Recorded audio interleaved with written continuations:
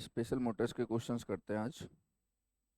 The shaded pole induction motor have compared with other motor type. देखो तो यहाँ पे दो क्वेश्चन है, यहाँ पे दो क्वेश्चन है। The shaded pole induction motor have compared with other motor, तो बेसिकली हैव, एक बात बताओ कि बात हो रही है इफिशियंसी की, तो शेडेड पोल इंडक्शन मोटर की इफिशियंसी हाई होती है लो होती है? लो होती है। तो इसका मतलब यहाँ पे हैव लो इफिशियंसी, कंफ्यूज बहुत करते हैं, याद रखना। कंपेयर्ड विथ अदर मोटर, ठीक है, सेंटेंस कंप्लीट है। Type and may not be suitable for application with what, heavy load. क्या हो जाएगा? Heavy loads. ठीक है, what is the answer? Answer is B. समझ में आया? तो ठीक है, ये देखो, ये है आपका क्या, that is what, shaded pole motor. इसी को बोलते हैं शेडेड पोल मोटर। बताओ ये क्या है? दिस इज व्हाट, क्या है ये? शेडेड कॉइल, शेडेड रिंग, याद आया? ठीक है, ये आपका क्या है? That is stator winding. Actually यहाँ पे ये क्या है, बेसिकली ये फील्ड फील्ड क्रिएट करेगा, और ये फेरोमैग्नेटिक मटेरियल है जिसके थ्रू क्या जाएगा, मैग्नेटिक फील्ड। और फिर ये जो रोटर बाहर रखा गया है इसके अंदर रख देंगे, तो बेसिकली कंप्लीटली एक मोटर हो जाएगा। ठीक है क्या? अगर बात करें तो एडवांटेज में क्या होता है, लाइक सिंपल है, सस्ता होता है, और खुद से स्टार्ट हो जाता है। Low maintenance, high reliability, compact, छोटा सा ही है, देख सकते हो आप, और लाइट वेट। डिसएडवांटेज की बात करें तो low efficiency, constant power loss in shading coil, इसीलिए एफिशिएंसी लो होता है।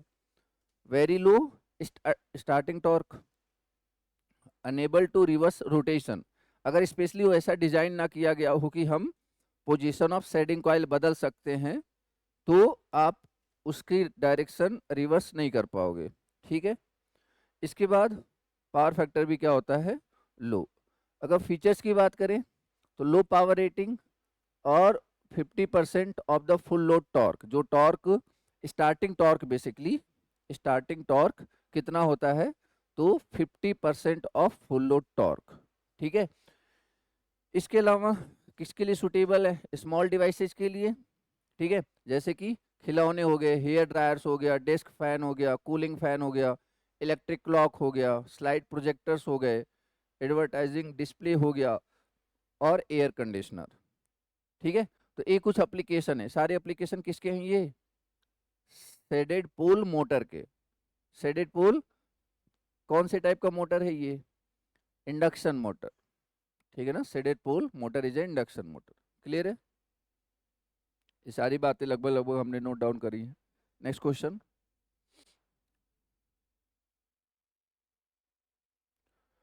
What is the use of encoder in the DC servo motor?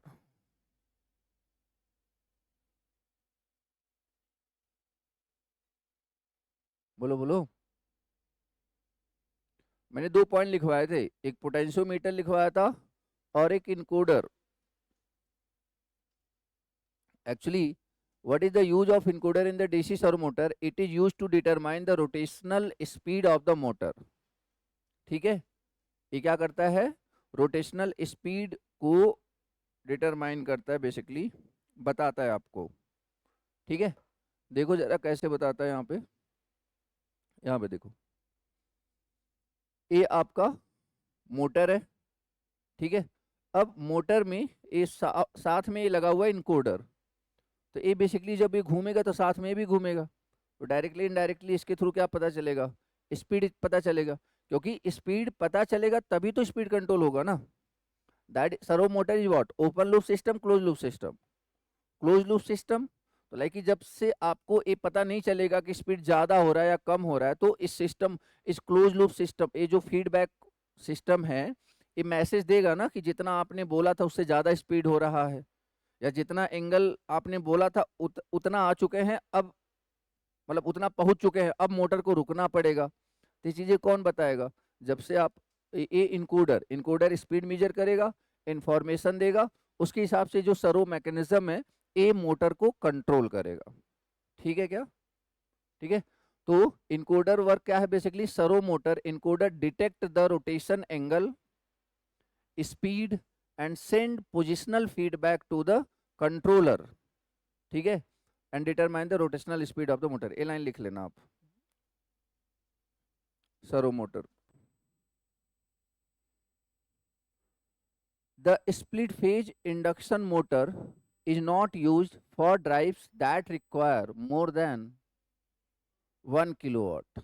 इसीलिए जो सिंगल फेज इंडक्शन मोटर होता है that is come under the category of fractional kilowatt Motors. क्या मतलब होता है फ्रैक्शनल किलोवाट? मतलब सिंपल सा है कि 1 किलोवाट का फ्रैक्शन, 1 किलोवाट का फ्रैक्शन, वो फ्रैक्शन 2 भी हो सकता है। तो लाइक अगर फ्रैक्शन 2 हुआ तो कितना हो जाएगा? 500 वाट का। वो फ्रैक्शन 4 भी हो सकता है तो 250 वाट का हुआ। वो फ्रैक्शन 1/25 भी हो सकता है तो 1000/25 कितना हो जाएगा? 40। तो इस तरीके से कहने का मतलब ये है। ठीक है। तो split phase induction motor is not use for drives that require more than 1 kilowatt. ठीक है। और कौन कौन आता है फ्रैक्शन किलोवाट मोटर्स में? तो अगर आपको याद हो तो सिंगल फेज इंडक्शन मोटर में कौन कौन था? Split phase type, shaded pole. ठीक है, इसको यहाँ से रहने दो, चलो रख सकते हो, एक्चुअली रिलक्टेंस से सिर्फ स्टार्ट किया गया है। ठीक है। उसके बाद सिंगल फेज सिंक्रोनस मोटर में कौन कौन है? रिलक्टेंस और हिस्टैरिसीस। ये जो स्प्लिट फेज टाइप है ना, इसमें 4 आते हैं: resistance split, capacitor start, capacitor start, capacitor run and permanent capacitor. ठीक है ना, उसमें 4 आते हैं। और ये आपका रिलक्टेंस और hysteresis single phase synchronous motor और सिंगल फेज कम्यूटेटर मोटर्स। ऐसे कितने मोटर थे जिसमें कम्यूटेशन की जरूरत थी? तो एक था रिपल्सन, जो भी हमने कल पढ़ा था, रिपल्सन में था ना कम्यूटेशन। हालांकि हालांकि कम्यूटेशन के लिए और उसके साथ क्या चाहिए होता है? ब्रशेज। तो ब्रशेज को हमने क्या कर दिया था? शॉर्ट कर दिया था।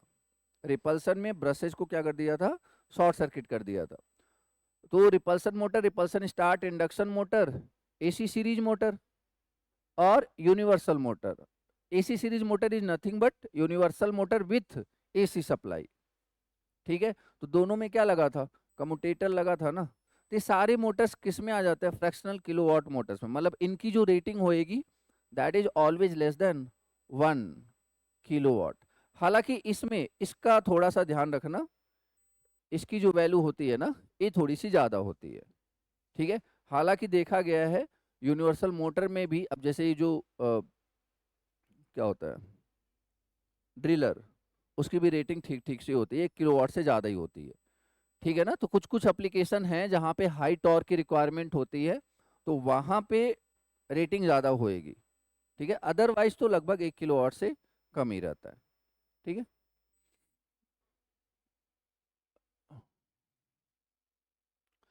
Repulsion start induction run motor are used in application such as, high torque है, हाई स्टार्टिंग टॉर्क है, तो हाई स्टार्टिंग टॉर्क कहाँ पे चाहिए होता है? कंप्रेसर्स में। समझ में आया? कंप्रेसर में। तो रिपल्सन स्टार्ट इंडक्शन मोटर लिख लेना एप्लीकेशन में, रिपल्सन स्टार्ट इंडक्शन मोटर जहां लिखा है वहां पर एप्लीकेशन में लिख लेना क्या? कंप्रेसर। ठीक है। ये देखो, ये है आपका जो एक्चुअल में दिखता है ना रिपल्सन स्टार्ट रिपल्सन मोटर, ये कुछ ऐसा है। यहाँ पे देखो 2 वाइंडिंग्स लगी हुई हैं और यहाँ पे देखो इसकी हेल्प से ना ब्रशेज को हम शिफ्ट कर पाते हैं। समझ पा रहे हो क्या? इसकी इस अरेंजमेंट की हेल्प से हम ब्रशेज को शिफ्ट कर पाते हैं। तो ब्रश को शिफ्ट करना जरूरी है रिपल्सन में। ठीक है। क्योंकि अगर टॉर्क कैसे क्वेश्चन पूछा जाता है, बताओ टॉर्क प्रोड्यूस करने के लिए अल्फा की वैल्यू कितनी होनी चाहिए? बिटवीन 0 to 90 टॉर्क प्रोड्यूस करने के लिए, नॉट मैक्सिमम। अगर मैक्सिमम बोला जाए तब आप आंसर क्या दोगे? 45। ठीक है ना। खैर, तो repulsion start induction motor are used in a variety of industrial application compressor, pump and commercial refrigerators. Commercial refrigerator मतलब बड़े रेटिंग का रेफ्रिजरेटर, ठीक है। तो compressor, pump and commercial refrigerator, they are used because of their high starting torque which is 2.25 से लेकर के 3 times, ठीक है। ए लिख लेना कि जो रिपल्सन मोटर होता है उसका जो स्टार्टिंग टॉर्क होता है दैट इज 2.25 टू 3 टाइम्स।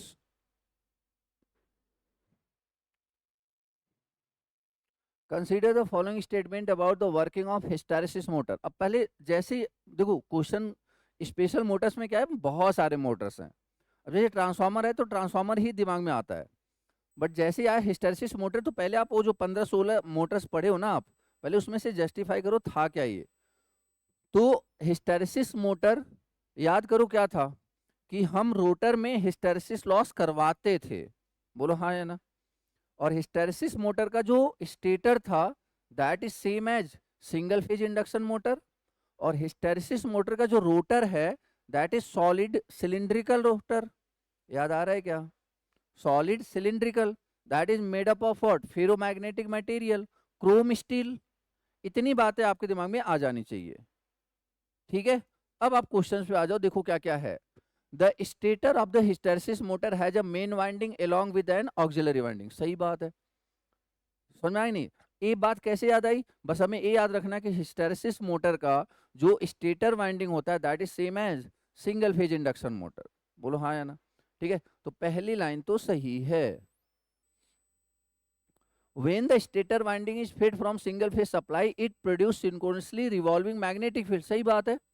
अब ये क्या, ये लाइनें हमने हिस्टैरिसीस मोटर में पढ़ी हैं क्या? ये हमने सिंगल फेज इंडक्शन मोटर में पढ़ी हैं और डिटेल से पढ़ी हैं, ठीक है ना। The rotor material has low retentivity, नहीं हाई रिटेंटिविटी होनी चाहिए थी, ठीक है ना। अगर हाई रिटेंटिविटी नहीं होगा तो वहां पे परमानेंट मैग्नेटिक फील्ड प्रोड्यूस नहीं होगा, north pole south pole fix produce नहीं होगा, ठीक है ना। उसी के बीच में तो लॉकिंग करानी है। The rotor of the hysteresis motor consist of smooth cylindrical a magnetically hard steel without winding. ये भी सही बात है। What is the answer? Answer is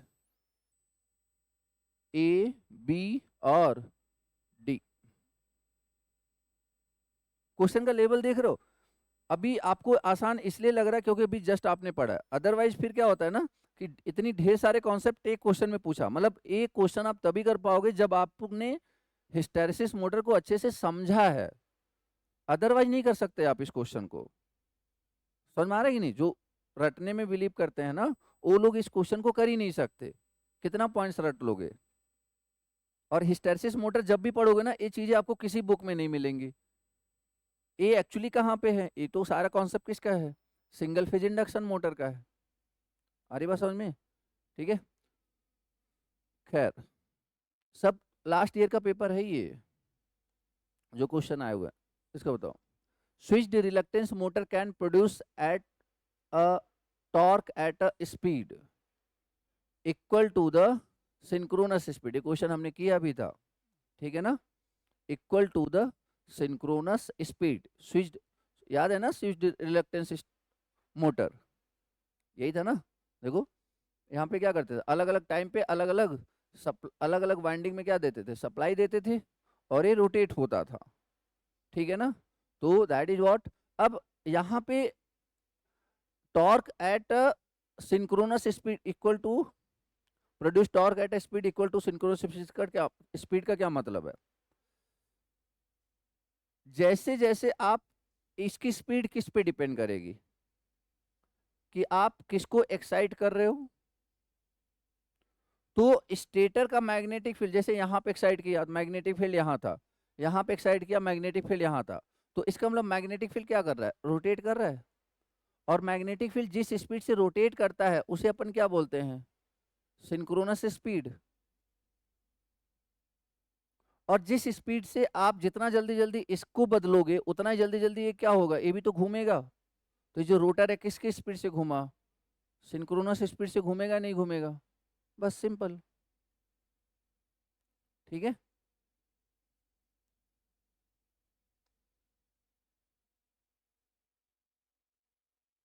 In a capacitor start capacitor run induction motor, stand still condition forward and backward voltages are. What is forward and backward voltages? E to B. That is what? Yes. B E two 0. कुछ समझ में आ रहा है क्या लिख रहा हूं मैं? E two F S F E two 0. Induction motor याद है? थ्री फेज इंडक्शन मोटर, वहां पे आपने क्या लिखा था कि E R is equal to watt, या फिर E two R is equal to watt? Yes, E two 0. That is for three phase induction motor. Yes no? तो जब हम बात करते हैं capacitor start capacitor run induction motor की, मतलब हम बात कर रहे हैं सिंगल फेज इंडक्शन मोटर की. और at the time of starting हमें पता है जो एस बी होता है that is equal to S F is equal to what? At the starting condition what is the slip of induction single phase induction motor? 1 ना. तो जब दोनों स्लिप बराबर है, दोनों 1 1 1 है, तो क्या आपको नहीं लगता कि दोनों का जो मैग्नीट्यूड होएगा वो भी क्या हो जाएगा? सेम. समझ में आया? What is the answer? That is equal in magnitude. क्या जब वो स्टैंड स्टिल कंडीशन में होगा तो क्या उस समय ईएमएफ इंड्यूस होगा? क्या सबसे ज्यादा होगा?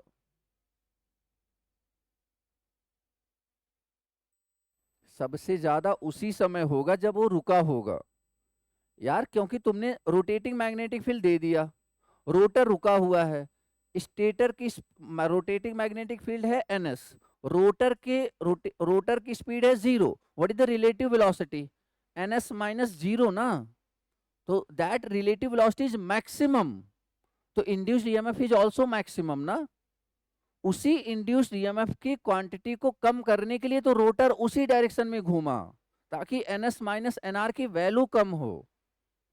समझ में आया? तो eight the time of starting induced EMF in rotor is maximum. याद रखना इस बात को. ये सब थ्री फेज इंडक्शन मोटर में काफी डिटेल्स में बताया गया है सारी चीजें. Done.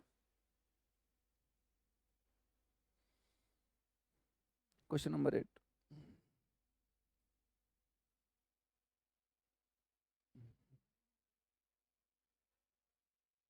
In AC series motor, power factor is low because of high inductance of the field and armature circuit. ठीक है. जब डीसी सप्लाई देते हैं तो उसमें ये इंडक्टेंस पिक्चर में नहीं आता है. एसी सप्लाई देते हैं तो इंडक्टेंस पिक्चर में आ जाता है. ठीक है क्या?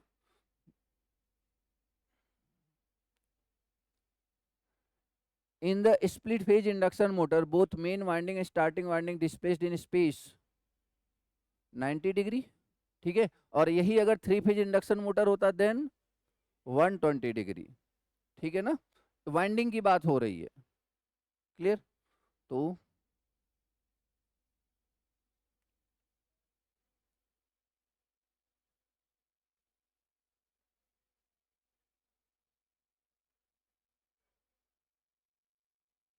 क्या हुआ? Which of the following material is used to construct the rotor of variable reluctance stepper motor with salient pole? तो किसका बनाते हैं?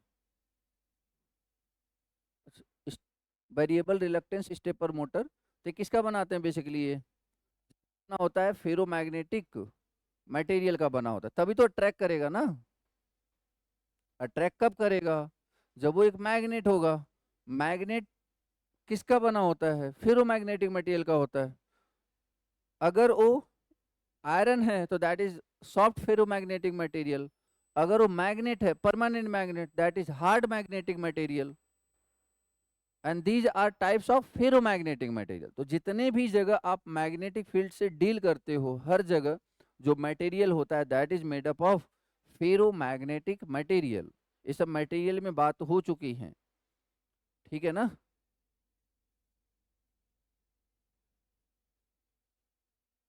Which of the following is desirable characteristics of DC servo motor?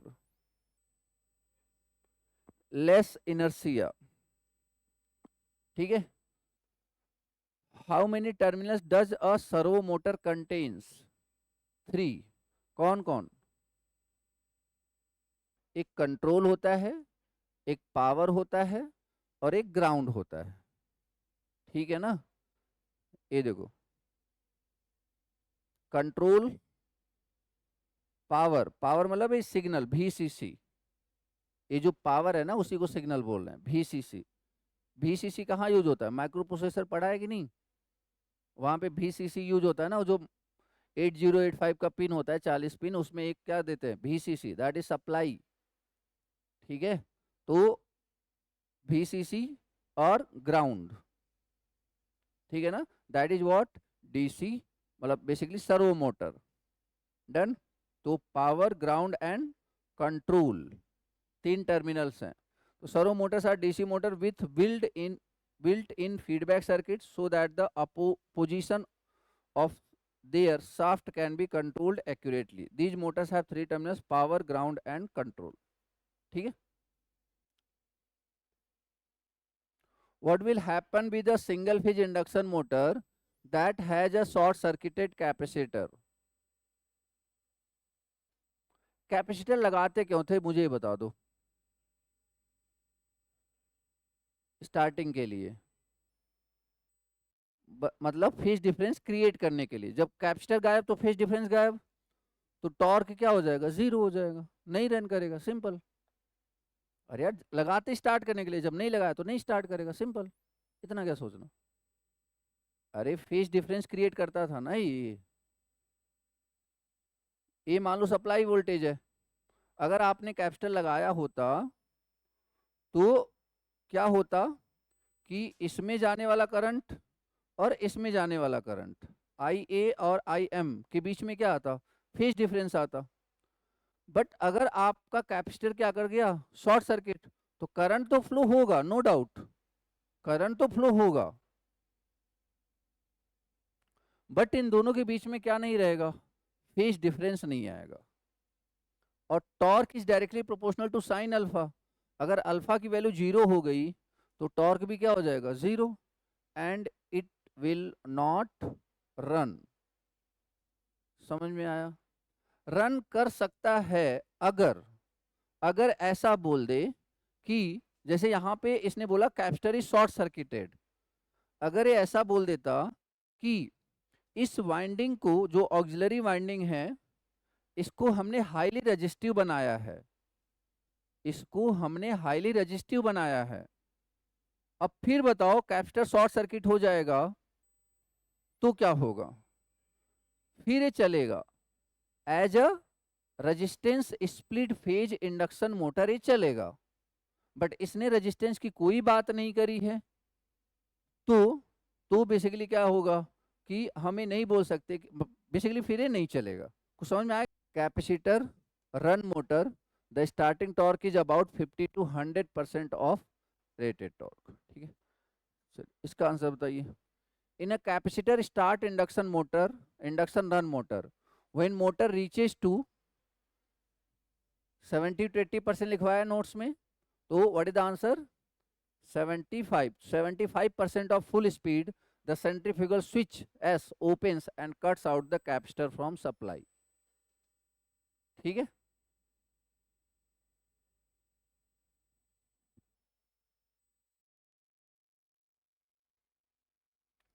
In a shaded pole induction motor, in the core when a, कौन सा supply apply करते हैं?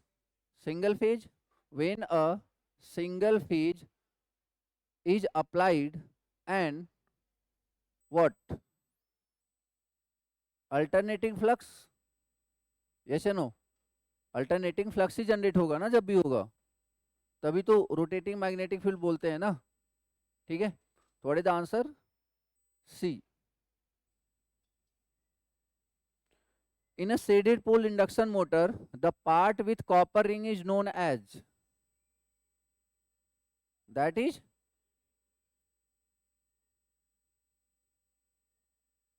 The part with copper ring. सुन तो लो, the part with copper ring होता कहाँ है? ए कहाँ है ये, किसके साथ है ये, किस पे है ये, शेडेड पोल पे है ना ये, समझ में आया। ये बोल रहा है कि दस in a shaded pole induction motor the part with copper ring is known as A. ऐसा नहीं कि इन्होंने जल्दी में कर दिया या फिर ये जानबूझ के करेंगे ऐसा। जैसे तुमने सोचा ना वैसे पता है मैक्सिमम स्टूडेंट यही सोचेंगे, जैसे ही देखेंगे copper ring is known as, बस पूरी लाइन नहीं पढ़नी हमने, बस copper ring is known as, अरे ये तो पढ़ा हुआ है शेडिंग कॉइल, फिर वहां पे गलती करके आ जाओगे। तो एसएससी में ध्यान रखना, वो बहुत तरीके से आपको क्वेश्चंस को पढ़ना होगा। समझ में आया नहीं। तो क्या पूछा है, shaded pole induction motor the part with copper ring is known as, तो जिसमें जिसमें कॉपर रिंग लगा होता है इस पोर्शन को बेसिकली क्या बोलते हैं, शेडेड पोल बोलते हैं। ठीक है क्या, शेडेड पोल बोलते हैं। And the copper ring is known as shaded coil. ठीक है, तो शेडेड पोल और shading coil, answer is E. ठीक है क्या। और ये तो खैर ये तो आपको दिक्कत, इसमें कोई दिक्कत नहीं है, बट ये वाली लाइन जरूर लिखो, the part with copper ring is known as shaded pole, ये लाइन जरूर लिखो आप, the part with copper ring is known as shaded pole.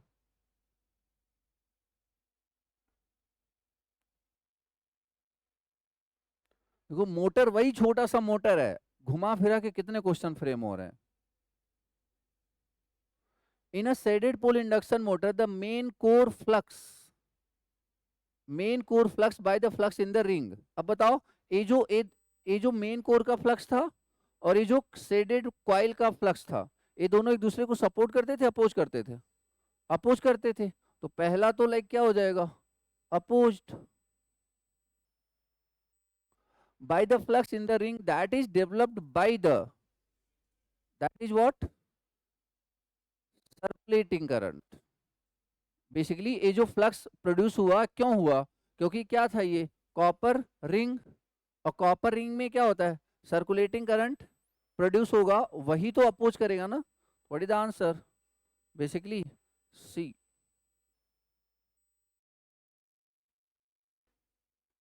The split phase induction motor the starting torque of the resistance start motor is about the full load torque.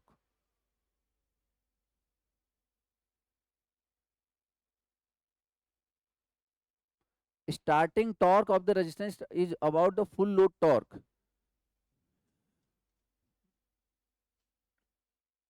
तीन torque होता है याद रखना, तीन torque कौन कौन, एक है ये स्टार्टिंग, और ये क्या है मैक्सिमम, और ये क्या है, इस ए रीजन है ऑपरेटिंग रीजन, यही होता है। समझ में आया। ये जो है ये ऑपरेटिंग रीजन है कि यहाँ पे रन कर रहा होगा, यहाँ पे कर रहा होगा। तो मान लो अगर यहाँ पे कर रहा होगा, तो अब बताओ, अगर अगर सपोज ये 1 होगा तो ये लगभग कितना आ जाएगा, 1.5 टाइम्स। कुछ समझ में आया। इतना तो कभी हो नहीं सकता, और ये कुछ ज्यादा कम दिखा रहा है, तो एक ही ऑप्शन हो सकता है, दैट इज व्हाट, 1.5। इसके अलावा बताओ कौन हो सकता है, अगर ग्राफ को देख रहे हो तो बताओ कौन हो सकता है इसके अलावा।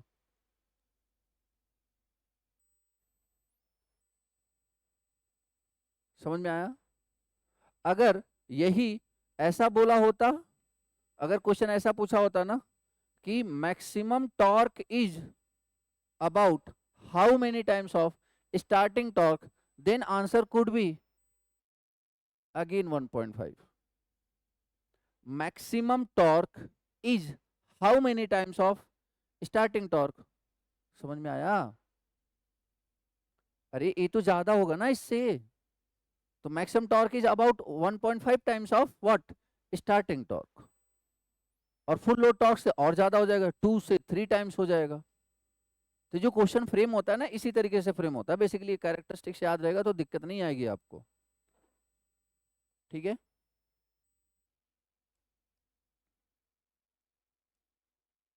देखो यहाँ पे ये लिख लो आप ना, स्टार्टिंग टॉर्क इज अबाउट मतलब यहाँ पे मैं डायग्राम दिखा देता हूँ आपको। Starting torque is about 1.5 times of full load torque, the maximum or pull out torque is about 2.5 times of full load torque. समझ में आएगी नहीं? ये जो मैक्सिमम है ये इसका 2 से 2.5 टाइम्स ज्यादा है, और स्टार्टिंग टॉर्क 1.5 टाइम ज्यादा है।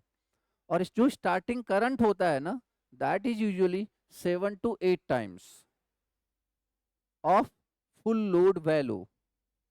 ये तीनों डाटा बहुत इंपॉर्टेंट है, लिख लेना। जो नहीं समझ में आया पूछ लो। स्टार्टिंग करंट समझते हो ना? स्टार्टिंग करंट ज्यादा होता है ना? क्यों ज्यादा होता है?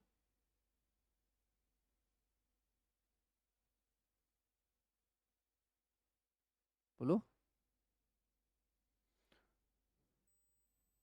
ईएमएफ क्योंकि इंड्यूस नहीं हुआ होता है, सॉरी, मतलब वो जो बैक ईएमएफ समझो आप, जो रोटर में जैसे ईएमएफ तो इंड्यूस हो ही जाता, जैसे ऐसे देखो, ऐसे था ना, R2 × 1 - 1/s, ठीक है? तो यस की वैल्यू स्टार्टिंग में क्या हो जाती है? 1, और ये 0 हो जाता है, और रेजिस्टेंस, सॉरी, ये 1/s - 1 था क्या?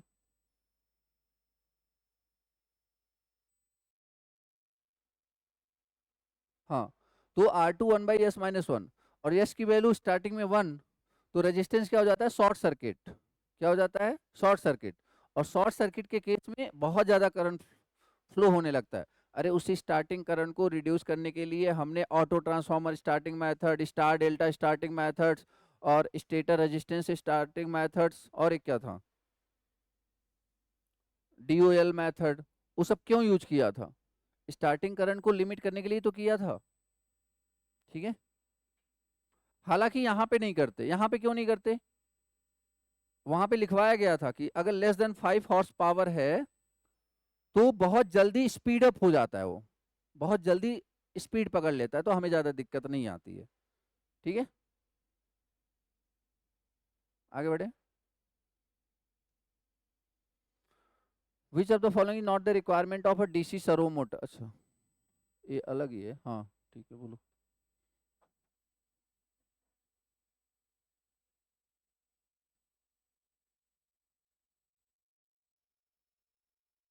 बोलो। Better precision, linear torque, speed characteristics, high accuracy, less torque to weight ratio. Torque to weight ratio, weight अगर ज्यादा हुआ ना तो वो प्रिसाइज कंट्रोल फिर वो सही से रिस्पॉन्स नहीं कर पाएगा, और टॉर्क कम हुआ तब भी नहीं चल पाएगा। सर ये टॉर्क और वेट में रिलेशन क्या है? देखो, एक घड़ी ले लो आप, घड़ी ले लो, ये जो नीडल का वेट है, इट शुड बी हाई या लो? लो। और जो मोटर इसके अंदर लगा है उसकी कैपेबिलिटी इस नीडल को घुमाने की हाई होनी चाहिए या लो? बोलो। हाई ना? तो मतलब वो उसको क्या बोल रहा हूं मैं? टॉर्क बोल रहा हूं। तो बताओ, torque by weight ratio should be high या लो? हाई ना? टॉर्क ज्यादा होना चाहिए और वेट कम होना चाहिए। वेट कम होगा तो वैसे ही ओवरऑल वैल्यू क्या होगा? ज्यादा होगा। तो torque by weight ratio should be high, not लो। और इसने बोला है नॉट द रिक्वायरमेंट, तो less torque by weight ratio, it should be actually what? High ना? समझ में आया कि नहीं? नहीं समझ में आया? दो चीजें देखो, मतलब अगर मैं इसको घुमा पा रहा हूं, मैं घुमा रहा हूं, तो बेसिकली क्यों? क्योंकि मैंने इस पे टॉर्क लगाया ज्यादा। मैं टॉर्क क्यों बोल रहा हूं? क्योंकि जब हम फोर्स से घुमाने की कोशिश करते हैं ना, तो इसी फोर्स को हम टॉर्क बोल देते हैं। तो अभी ये क्यों घूम पा रहा है? क्योंकि मैंने ज्यादा टॉर्क लगाया है। अब एक क्यों नहीं घूम पा रहा है? टॉर्क तो उतना ही लगा रहा हूं, क्यों नहीं घूम पा रहा है? क्योंकि इसका वेट ज्यादा है। अब अगर इसको घुमाना है तो बेसिकली मुझे और ज्यादा टॉर्क लगाना पड़ेगा। समझ में आया कि नहीं? That is the torque by weight, torque and weight concept. तो किसी भी मोटर का, अगर आप चाहते हो कि motor specially DC servo motor properly काम करे, तो आप उस पे बहुत ज्यादा वेट का लोड मत लगा दो, या उसका वेट, रोटर का वेट ज्यादा मत कर दो, और जो उसका मोटर है उसका टॉर्क ज्यादा से ज्यादा हो ताकि वो अच्छे से घुमा सके। ठीक है ना?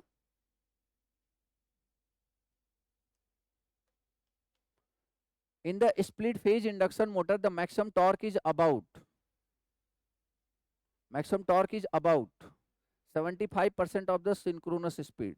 तो एक्चुअली अब अच्छा देखो, इसमें से कौन सा आपको लग रहा है, सोच के देखो एक बार। सिंपली मतलब कैरेक्टरिस्टिक्स पे चले जाओ आप। क्या ये 250 हो सकता है कभी? क्या ये 25 हो सकता है? तो ऐसा भी नहीं कि हमें एकदम से रटना ही है, एक कॉमन सेंस होगा, लेकिन एक कॉमन कॉन्सेप्ट तो होएगा ही ना। What is the answer? Answer is B, simple. ठीक है क्या? इसका बताओ। Repulsion start induction run single phase motor run as induction motor only when the commutator segments are short circuited. कल ही पढ़ा हमने, ठीक है ना? Which of the following is not an application of shaded pole induction motor? क्या? हाँ, lift of a building. ठीक है। The shaded pole induction motor are of low cost. अब एक एक चीज देखो आप, कितने क्वेश्चन हुए हैं ये 24 के 24 पिछले साल आए हुए हैं। कितने शिफ्ट थे? 3 शिफ्ट थे। अब 3 शिफ्ट में, चलो 24 डिवाइड बाई 3 कर दो, कितने कितने क्वेश्चन हुए? सोचो, एक पेपर में स्पेशल मोटर्स के 8 क्वेश्चन। समझ में आ रहा है? टोटल क्वेश्चन कितने होते हैं? 100 में से 8 सिर्फ स्पेशल मोटर्स के। बहुत ज्यादा वेटेज होता है इसका, याद रखना इस बात का। इवन आपके भी जो पेपर होंगे ना, स्पेशल मोटर्स के क्वेश्चन बहुत आते हैं। ठीक है ना? तो इसलिए मैं इस पे क्वेश्चन एक्स्ट्रा टाइम दे के क्वेश्चन करवा रहा हूँ, ताकि ये स्कोर आप बेसिकली आप सिक्योर कर सको। ठीक है ना? चलो अब 22 पे चलते हैं, 2022 में जो क्वेश्चंस आए हुए हैं।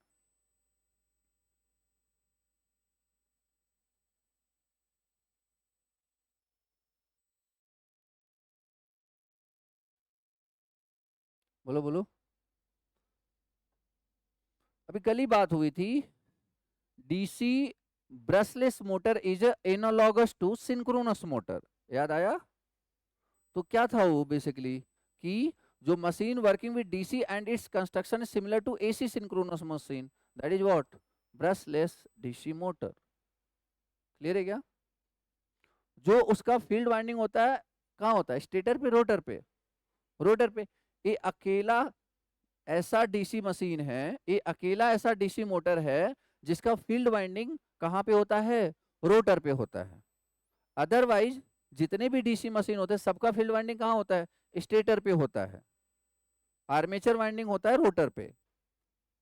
क्लियर है क्या? और सिंक्रोनस से इसको क्यों मैच करा रहे हैं? क्योंकि सिंक्रोनस की भी जो फील्ड वाइंडिंग होती है वो कहाँ होती है? रोटर पे। ठीक है।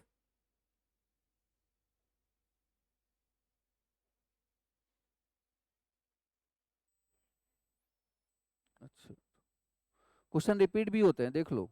22 में भी आया था, 23 में भी आया था। ठीक है। रिलेशन में बता देता हूं, P is equal to T omega.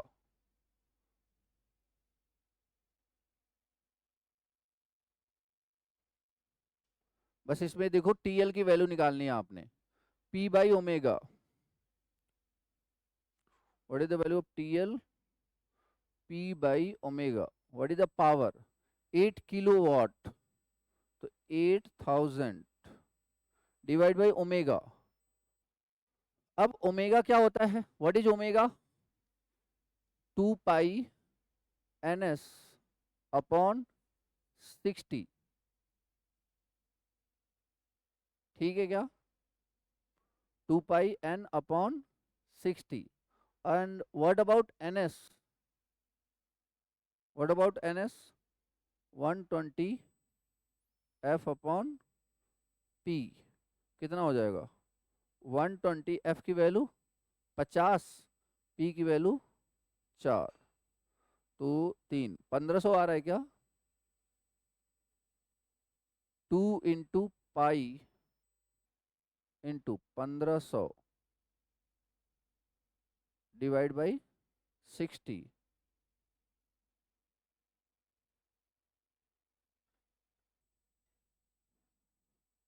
तो 2 पाई इंटू 2.5, 5 पाई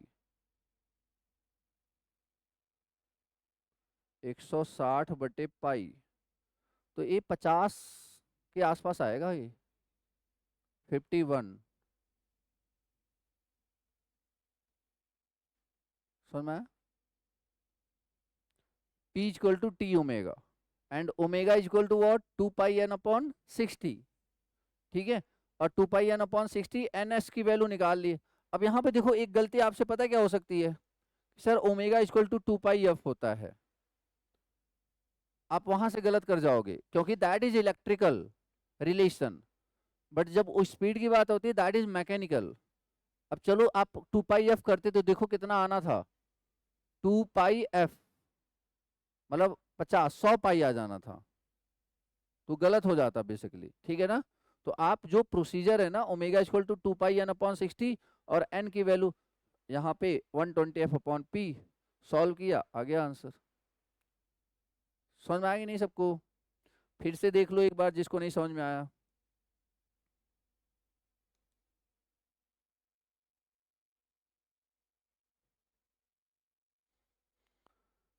देखो जब भी क्वेश्चन आए ना, जब भी क्वेश्चन आए तो मान लो क्वेश्चन आपने पढ़ा, calculate the load torque.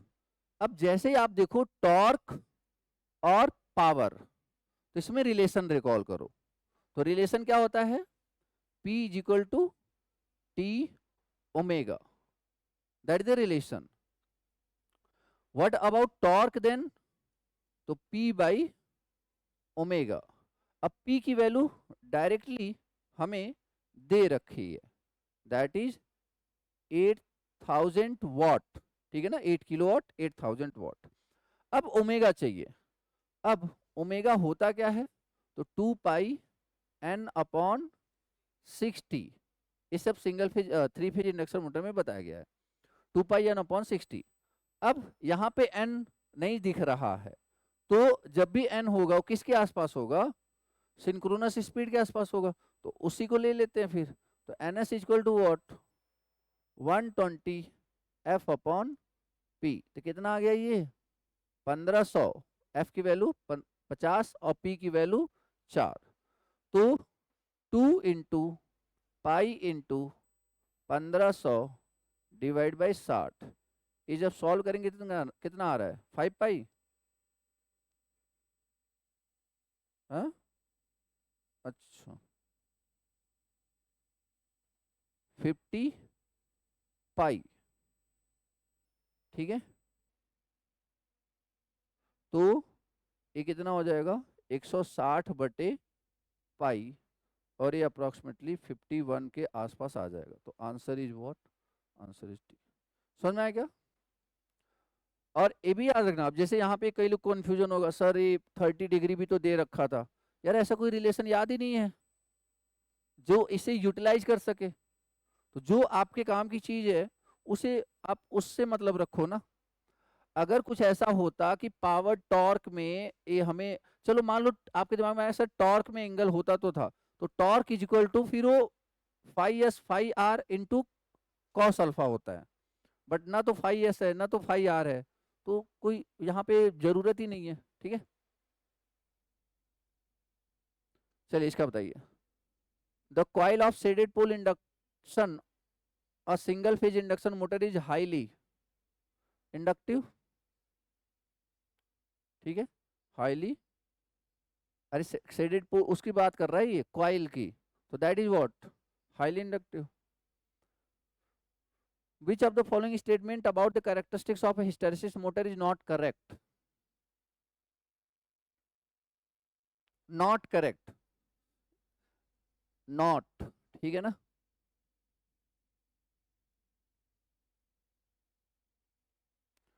In a hysteresis motor the number of rotor poles are greater than number of stator pole. ऐसा हो सकता है क्या?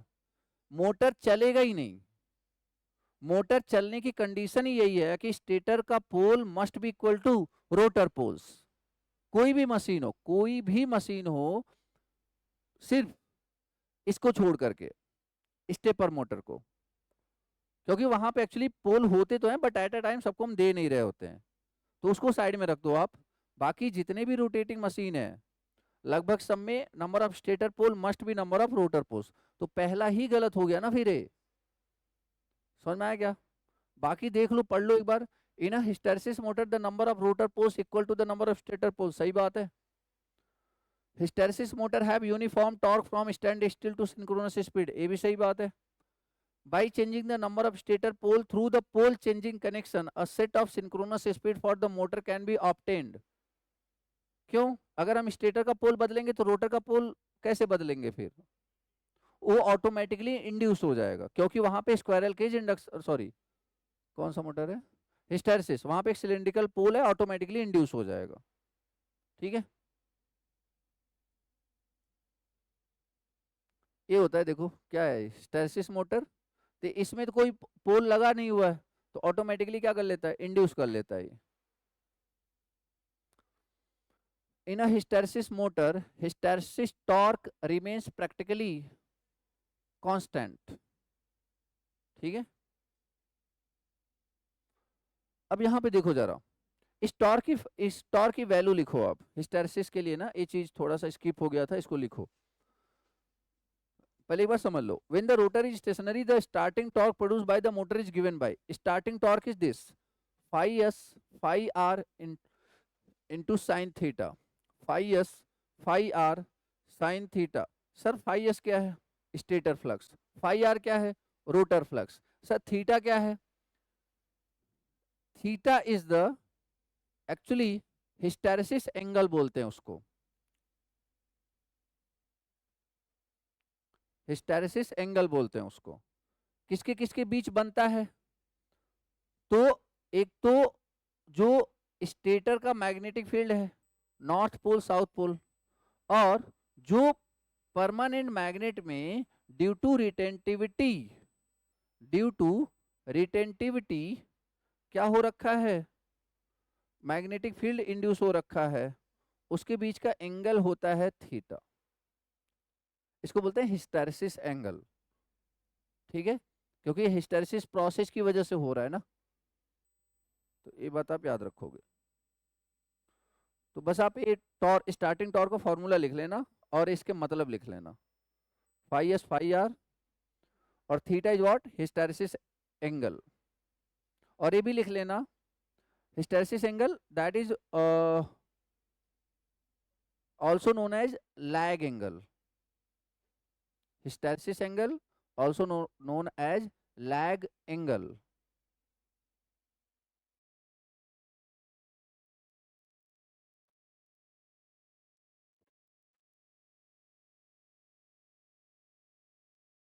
ठीक है, अच्छा यहाँ पे एक और पॉइंट लिखेंगे कि ये जो लैग एंगल है या जो हिस्टेरेसिस एंगल है ना, that depends on hysteresis loop, hysteresis loop, that depends on hysteresis loop.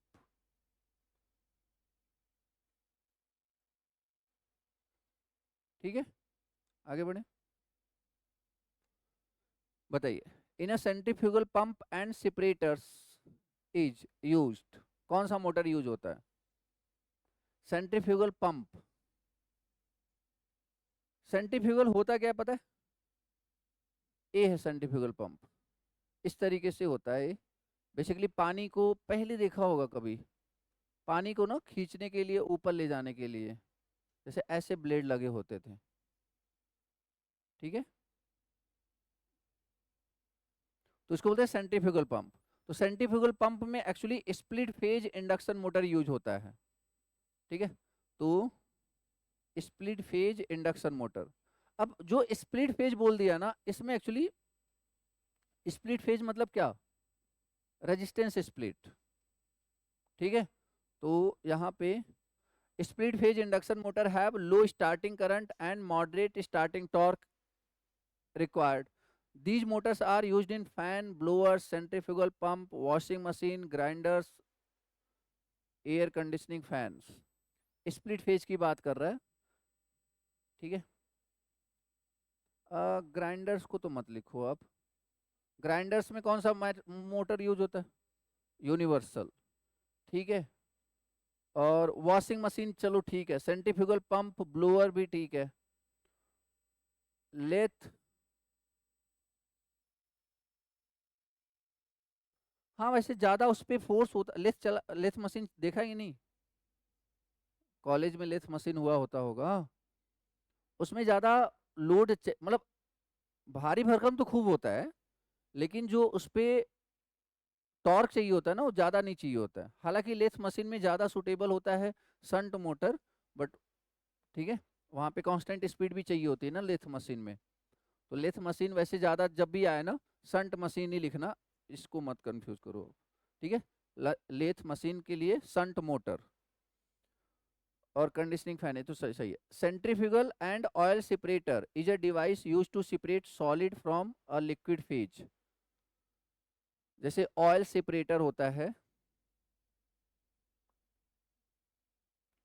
ठीक है। These motors have,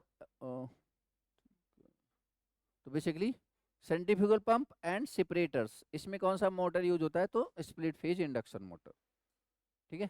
centrifugal pump and separators, separator मतलब ऑयल सेपरेटर, लिक्विड को अलग करना, सॉलिड को अलग करना।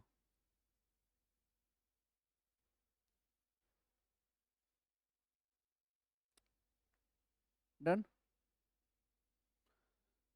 चलिए आगे बढ़ जाते हैं, इसका आंसर बताएं। Shaded pole single phase induction motor are used in application such as, shaded pole light होता है, बहुत छोटा मशीन होता है, तो किस में यूज किया जाता है, इलेक्ट्रिक क्लॉक लिखवाया गया है आपको, ठीक है ना। For application such as induction furnace control,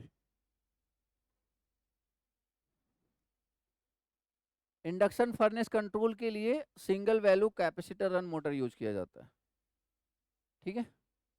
मतलब capacitor, single value capacitor run motor मतलब कौन, परमानेंट कैपेसिटर ना, परमानेंट कैपेसिटर, ठीक है। इसको इसका आंसर बताओ। Consider the following statement about the characteristics of reluctance motor and select the suitable combination of correct choices. Reluctance motor cannot accelerate high inertia load to the synchronous speed. सही बात है, क्योंकि इस ये जो मोटर होता है ना, ये क्या होता है, ये तो खैर हिस्टैरिसीस ले, किसकी बात कर रहा है इसने, रिलक्टेंस, चलो इसको छोड़ो। तो रिलक्टेंस मोटर का जो स्टार्टिंग टॉर्क होता है, मतलब टॉर्क की जो प्रोड्यूस करता है वो कम होती है, तो बहुत हाई इनर्शिया वाले लोड को नहीं चला पाएगा। Can not accelerate high inertia load to the synchronous speed, ये सही बात है। Reluctance motor can accelerate high inertia load, ये गलत हो जाएगा। Reluctance motor are cheaper than any other kind of synchronous machine, सही बात है। Reluctance motor have constant speed characteristic, ये भी सही बात है। 1, 3, 4 ऑप्शन इज ई, ठीक है क्या।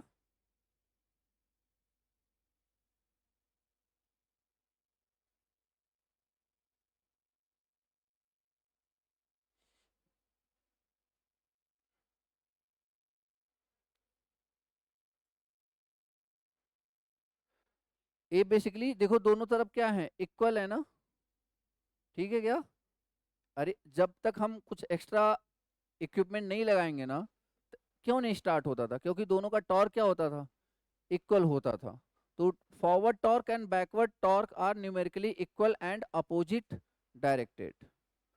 Single phase induction motor is starting, self starting नहीं होता ना, क्यों नहीं होता सेल्फ स्टार्टिंग, क्योंकि दो टॉर्क, दो अपोजिट डायरेक्शन में दो रोटेटिंग मैग्नेटिक फील्ड काम कर रहे होते हैं, और दोनों रोटेटिंग मैग्नेटिक फील्ड उस रोटर को अपने अपने डायरेक्शन में ले जाना चाहते हैं, मतलब दोनों फोर्स लगा रहे हैं, उस फोर्स को हम टॉर्क बोलेंगे। दोनों टॉर्क अलग अलग डायरेक्शन में लग रहा है तो नहीं चलेगा मोटर। ठीक है क्या? Consider the following statement about the feature of hysteresis motor and select the suitable combination. Its hysteresis torque remains practically constant from locked rotor to synchronous speed. सही बात है ये। ठीक है, कांस्टेंट टॉर्क होता है ना। हिस्टेरेसिस मोटर की बहुत अच्छी प्रॉपर्टी है कि कांस्टेंट टॉर्क होता है। Hysteresis motors to accelerate at any load, नहीं, छोटे मोटर्स है ना, किसी भी लोड को नहीं चला सकता। It operates quietly and does not suffer from magnetic pulsation. सही बात है। Hysteresis motor is subjected to mechanical vibration.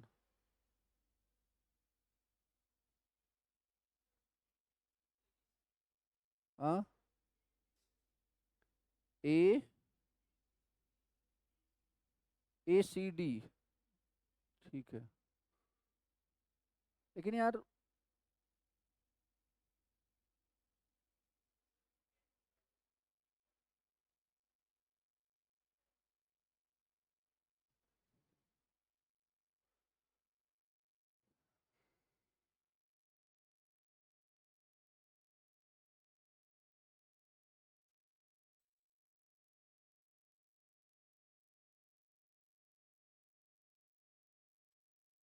ठीक है, universal motor can run on either AC or DC.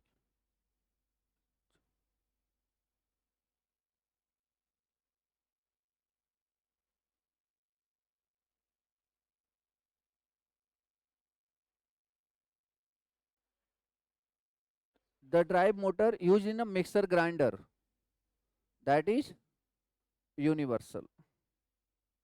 अब देखो, अब सेमी आ गया क्या? सीलिंग फैन यूजेस कैप्स्टर, वैसे तो परमानेंट कैप्स्टर होता था, हम उसे लगाते, बट वो नहीं है तो कैप्स्टर स्टार्ट एंड कैप्स्टर रन मोटर। ठीक है, फर्स्ट प्रायोरिटी हम परमानेंट कैप्स्टर को देंगे, बट अगर वो नहीं है तो कैप्स्टर स्टार्ट एंड कैप्स्टर रन मोटर।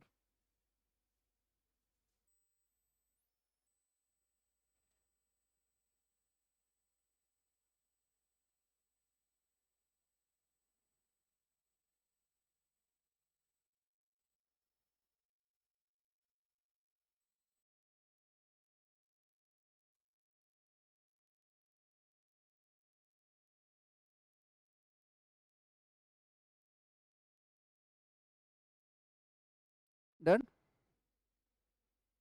आगे। Which one of the following is the type of single phase induction motor having the highest power factor at full load? बोलो,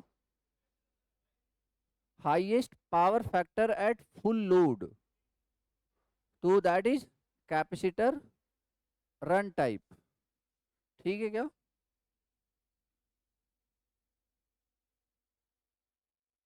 अब देखो ऐसा क्यों, ध्यान से समझो, क्या क्या क्वेश्चन पूछा जा सकता था।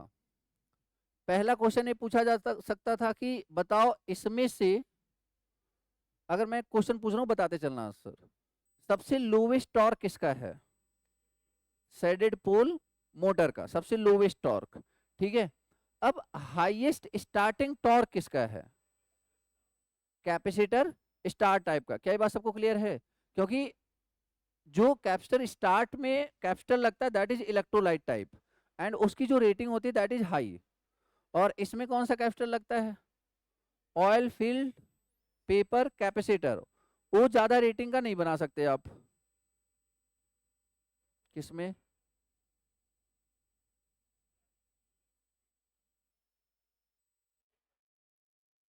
कहाँ छिपा हुआ है क्या कहीं कैपेसिटर स्टार्ट कैपेसिटर रन है?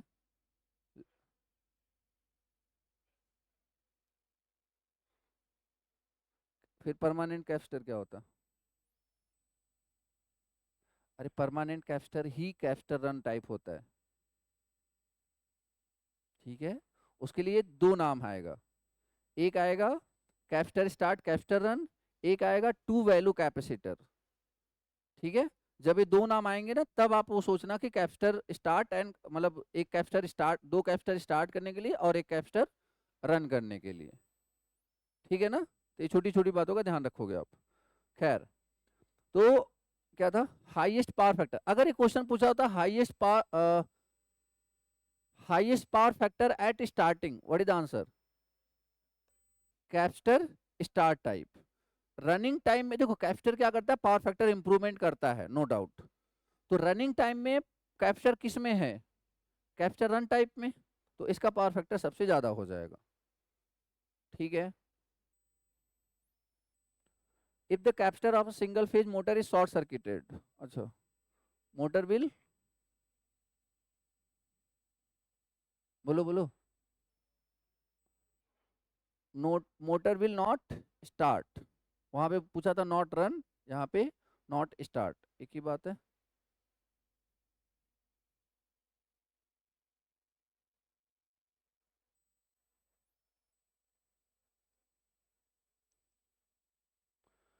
In a capacitor start single phase induction motor, the current in the single phase capacitor start, तो याद करो, ए आपका सप्लाई वोल्टेज, उसके बाद ए आपका कौन सा वाइंडिंग, मेन वाइंडिंग, और ए आपका कौन सा वाइंडिंग, स्टार्टिंग वाइंडिंग। अब आ जाओ आप देख लो क्या क्या है, और ये जो एंगल था दैट इज व्हाट, अल्फा। याद आया? अगर यही कैपेसिटर स्टार्ट की जगह इसने रेजिस्टेंस स्प्लिट बोला होता तो इसको मैंने यहां बना देना था। ठीक है, अब बताओ, supply lines leads the voltage, main winding leads the current की बात हो रही है, तो supply current leads the voltage, नहीं, main winding leads the voltage, main winding current basically. तो मेन वाइंडिंग करंट क्या कर रहा है, लीड कर रहा है, लैग कर रहा है, लैग कर रहा है ना, मेन वाइंडिंग करंट क्या कर रहा है, लैग कर रहा है। Starting winding lags the voltage, starting winding lead कर रहा है, starting winding leads the voltage, तो आंसर इज व्हाट। ठीक है, which of the following motor is use in household refrigerator, single phase induction, उसमें भी कौन सा, स्प्लिट फेज, रेजिस्टेंस स्प्लिट, उसमें भी रेजिस्टेंस स्प्लिट। ठीक है, the starting torque of a single phase induction motor is,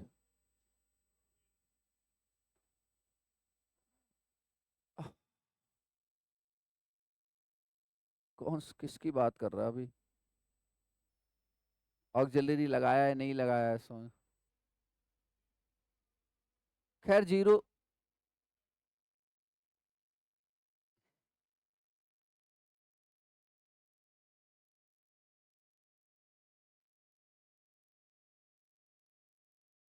ठीक है, मतलब ये कहने का मतलब कि स्टार्ट नहीं होता ना, single phase induction motor start नहीं होता, तो starting torque is zero. Which of the following motor is preferred for tape recorders, hysteresis motor. ठीक है, क्योंकि साउंड नहीं करता ना, साइलेंट होता है। The shaded pole motor is use for, low starting torque application. कुछ समझ में आ रहा है? ये देखो, ये क्वेश्चन आसान क्यों लग रहे हैं आपको, ये 22 के पहले के हैं ये, 22 के पहले के, तो क्वेश्चन का लेवल अब बढ़ाया इन्होंने 22 से, 22 और 23 में, तो आपको उसी हिसाब से तैयार रहना है। ठीक है ना? अच्छा, ऐसा भी नहीं कि हमने पढ़ा नहीं है, मतलब सारी चीजें आपके सामने ही है। ठीक है ना, और हर एक क्वेश्चन है इसमें, मतलब ऐसा नहीं कि कुछ स्किप कर दिया है मैंने, जितने क्वेश्चन थे सारा एज इट इज उठा लिया है मैंने। Which of the following motor is most suitable for signalling devices and timer, reluctance motor. Reluctance torque in rotating machine is present when,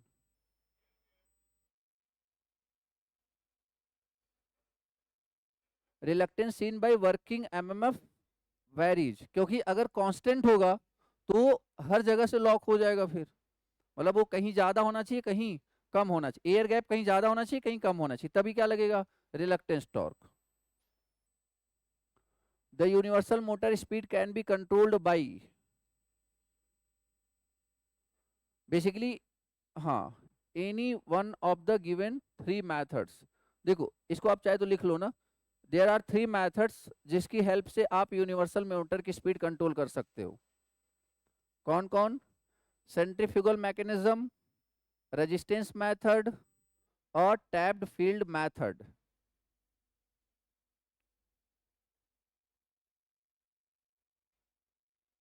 ठीक है, speed of the universal motor can be controlled by centrifugal mechanism, resistance method और tapped field method.